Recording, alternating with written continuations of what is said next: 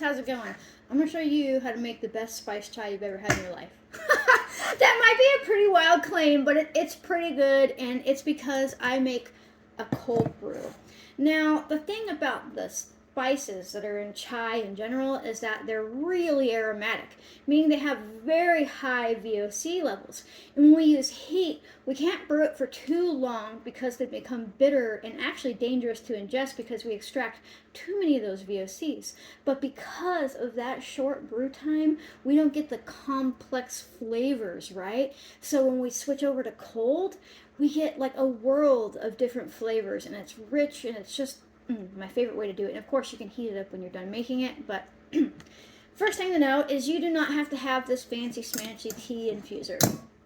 I make a lot of stuff like this, so I have them, but you could also use just a half-gallon jar, a normal tea, whatever, normal tea jug, whatever you've got will work. This takes a little bit less than a half a gallon just for like water references, and this is just the random recipe I make, so it's not like super precise, so hang in there with me.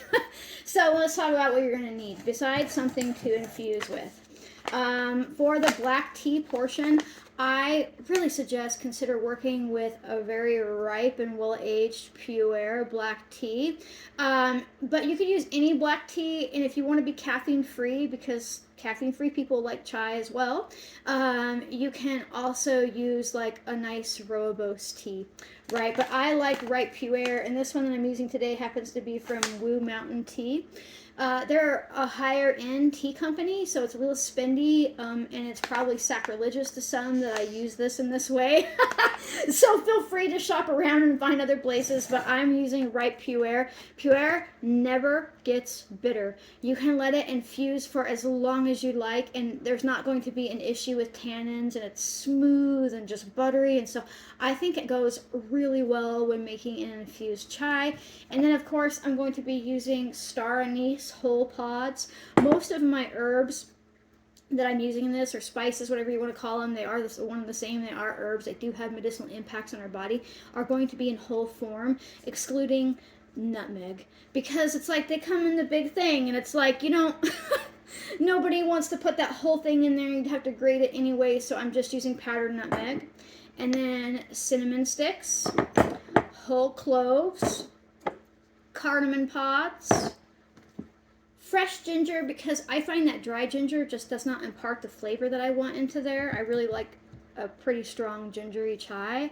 And then I use maple syrup as the sweetening base. You can use honey or sugar or fake sugar, whatever you want to use, but I'm telling you, there's something about maple syrup that pulls together the warmth of these herbs in such a beautiful way. It really does. Okay, so push all that to the side. And, you know, if you have to go out and buy all these herbs, the first batch you make might not be cheaper than just buying some commercial chai blend, right? But it'll taste better. And then every batch after that will essentially be dirt cheap because you don't use a lot of these spices. These can last for a long time because they're so fragrant. A little goes a long way. So the first thing I'm going to do is add my pure tea. And this is about a half gallon-ish, so I'm going to put about 1/4 cup of my tea. You can play around with what you like after the first batch. Like if you're using like, you know, black tea or rooibos, you might have to adjust this, right? Because you're making it to your preferences, but it's a good base to start with. Oh, also, you can add black pepper to this blend. That's really traditional in a lot of chai tea, but like, my body is weird, and about 1.5 years ago, I became like genuinely allergic to black pepper. So I don't add black pepper anymore because I don't want to die. And so I'm going to put about 1/4 cup of the black tea in there. And then I'm going to do like, maybe a little bit more. I like cardamom. I'm going to do about a small handful of the cardamom pods. There's probably 8 or 9 pods there. Little goes a long way. And then again with the star anise, these herbs, you're going to be like, there's not any flavor here. But I promise you that it will. It'll be super flavorful. Woo, she's strong. I'm not going to do more than 2 star anise. Not more than 2. If you really like the flavor of licorice, even though it's not licorice, you could do 3. You could also add real licorice root to this, but remember, licorice root knocks all the potassium out of your body, so don't end up with a heart attack by eating too much licorice root. And then I'm gonna, didn't even have the cinnamon stick open. Oh boy, they've got it really covered here. All right, and I'm gonna add, come on. There we go. First layer, and I'm taking a knife. Oh, I'm taking a knife to it, because we all know it sucks to get those peely tops off. And then I'm gonna add 2 cinnamon sticks. 1 usually I notice isn't enough, and I have found that I can reuse the cinnamon sticks for about 2, maybe 3 brews. The 3rd brew I might add 1 more cinnamon stick just to freshen it up, but they go a long way, right? Okay. Now, the one that is really easy to overdo is cloves. This also isn't open, which is weird because I'm pretty sure I've used it before. I mean, you need to have a light hand when you're working with real cloves. What's so crazy is cloves are so potent on their own that they'll melt plastic. They have to keep them in glass because they'll melt plastic. Just melt it just by existing inside of it. And people turn this into an essential oil and use it. It's already so potent that 3 little tiny whole cloves is enough, right? And if you're not super keen on like clove forward flavor, just do 1. Just do 1 clove. I like a bit of clove flavor, so I add 3, right? And now I'm going to add, nutmeg is also another one that's really easy to overdo. So I'm gonna, this is too big of a scoop. I'm probably gonna put about, that's probably about 1/4 teaspoon. This isn't that measurement, but that's probably about what I scooped up, right? Remember, does not have to be exact science. And now, I'm gonna do a big chop of ginger. You can take the skin off if you want to. I'm not feeling up to it right now. I'm just going to leave the skin on. Alright. First bit in there, out of my way. Show you what I'm doing. I like to make this in the evening, right? Because you're really going to only let this infuse in the fridge overnight, which is, 8 to 10 hours. If you start it in the morning, it'll probably be ready by the evening. But I don't know. There's something about waking up and like having like a cozy cup of chai in the morning. But a lot of people use it in the evening to digest and relax, right? So it just depends on when you wanna have it. But I'm just in the habit of making it in the evening. I think I get excited in the morning about seeing it being done. Okay. So now I'm gonna put, I don't know, probably about a 1/4 cup of maple syrup in here. I can always add more. You can always add less. But you can also make it without adding any sweetener and then sweeten it up later. But I like to drink it iced as well, right? So sometimes I'll just add in some milk to this. And then, bam, it's just ready over ice. Like, it's exactly that. Now, I don't infuse it with milk. I mean, I guess you could, but I feel like that kind of takes away from the volume of it. Because I'll make this amount. But then, like, I can pour, well, I'll show you. I'll show you tomorrow. That's the second half of this video. So this is about a 1/2 gallon of cold water. Say it with me. We want to use cold water because we do not want to over extract any of the VOCs in here, but we want to give it long enough, a longer brew that hot water doesn't allow, that we get all these like deep underlying flavors that we don't experience otherwise when we use hot water. So I'm just going to fill it up all the way to the tip top here. And again, you could use just like a 1/2 gallon jar like I'm pouring from. You could use a quart jar. You can scale up and down. You can use whatever, tea pitcher you have. Look at that. I didn't do that shit on purpose.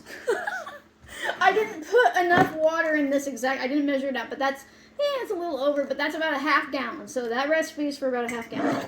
Never really measured how much it takes before, just kind of guessed.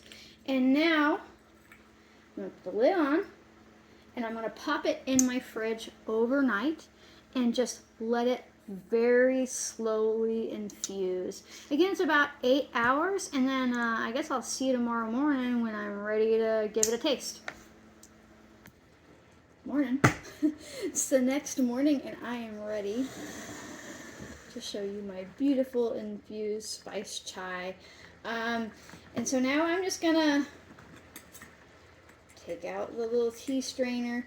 That is why it's handy when I use this. But if you are using, like if you infused it in like a quart jar or a half-gallon jar, whatever you use, you just strain it through a sieve or something like that. And now I'm gonna take this out and let it strain for just a little bit. I don't want to miss any of those extracted flavors, right? In my mind, it's always like the best inside of there, right? Set that aside. You can re-infuse it if you want to. Need a stir or some variety. I was like, I'm so prepared for the video this morning. Let's see if this one will work. Usually I use a spatula, but I think I've dirtied all those today. Looking over there at the at the dish rack to see if there's one there. I have to remove this just so I can stir it because it won't fit otherwise. And you'll see how all the tea and the color settled to the bottom here. I didn't think that was going to fit. And I give it a stir, it'll darken the whole way up. And that's just because, remember, I put the tea in the bottom and then the herbs and spices all the way up. And this wasn't even all the way full when I filled it, but you can see that everything has swelled up and filled the whole basket, right? It smells really good. So what I'm going to do first, after giving it a stir, is taste it. Get some tea leaf out of there so I can see if it's sweet enough. That's just a preference point, right? You might not want yours very sweet, but I make mine a little extra sweet because I know that I'm going to be combining it with milk, right? So I want to make sure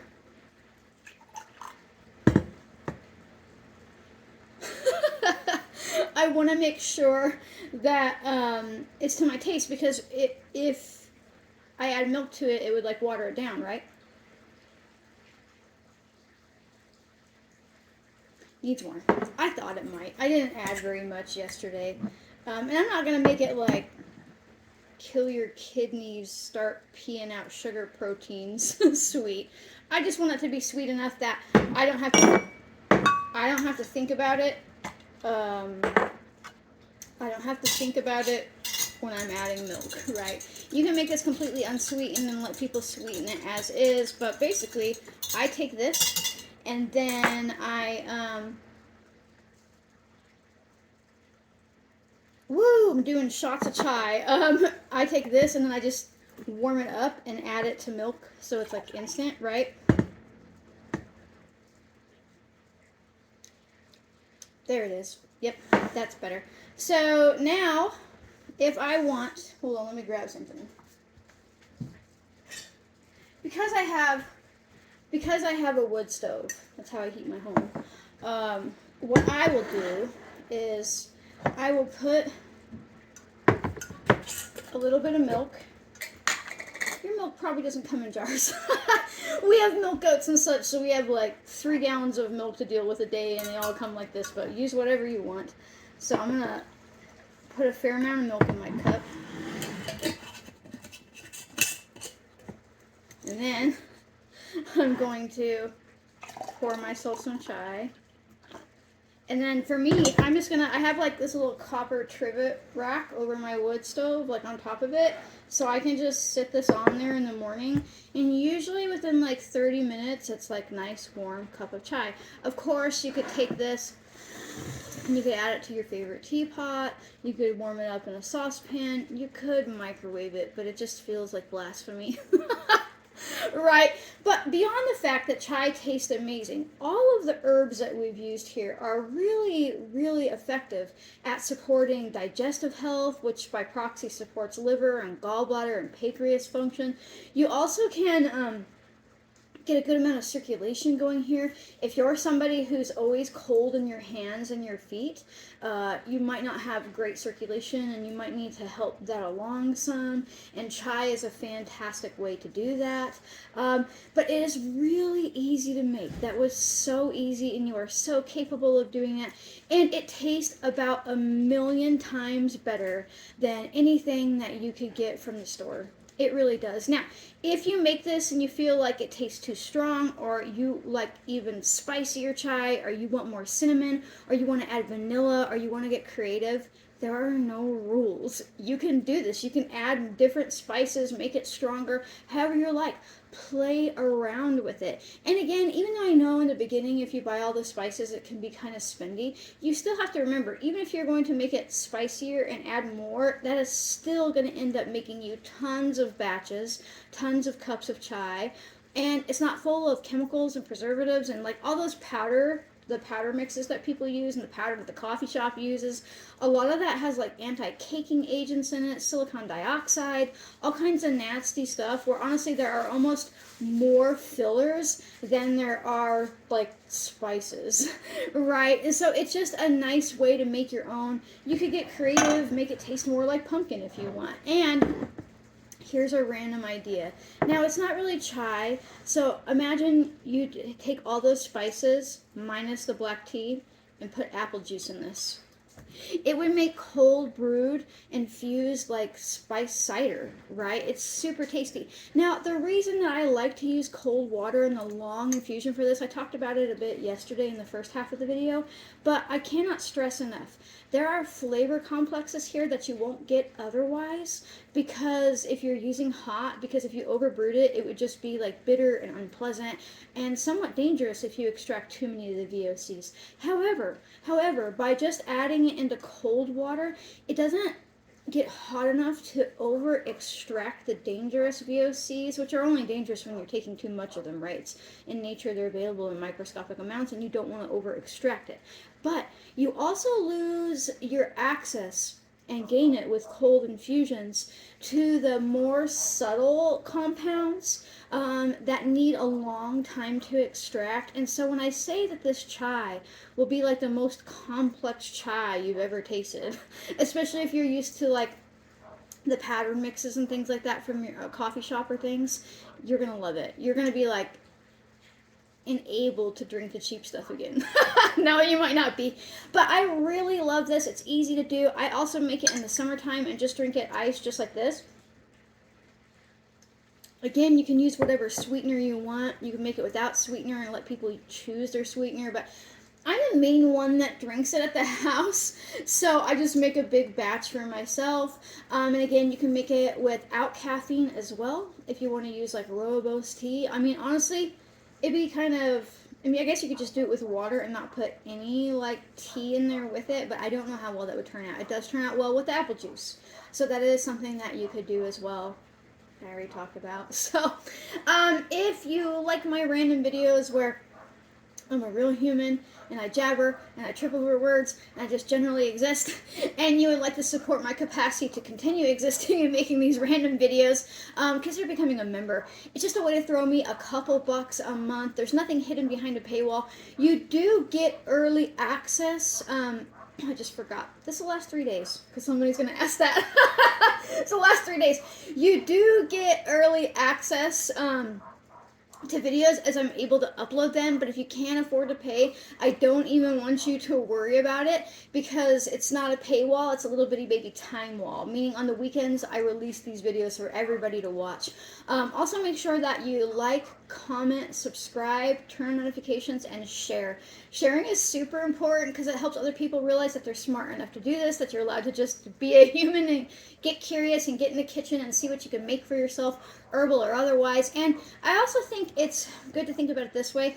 This is food, right? When we think of spiced chai and teas and things like that, we might not necessarily think that we're practicing herbalism in any way, but we really are, right? Like these herbs that I'm using, that are spices, have compounds in them, and they impact our body and they impact our health.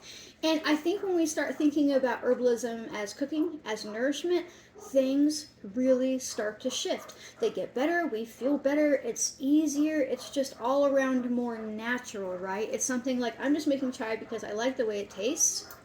Happens to have benefits as well. So thank you so much for watching, folks, and I hope you try this and I hope you enjoy it, and I'll see you next time. Bye.